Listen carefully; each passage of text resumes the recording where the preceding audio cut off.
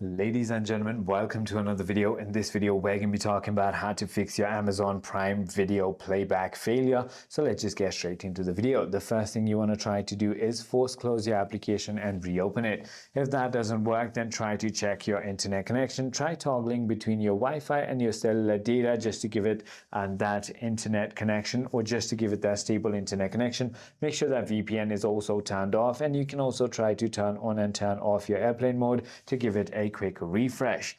The other thing you want to try to do is update your application. So in order to go ahead and do so, open your App Store or Play Store, depending on whatever device you're using, and simply go ahead and search for the Prime Video application, just like that. Once you've done that, click on the application and there will be a blue update button where the open button is if there are newer versions of the app available. I hope this video clarifies everything for you. If you have further more queries, feel free to comment down below and I'll see you on the next one.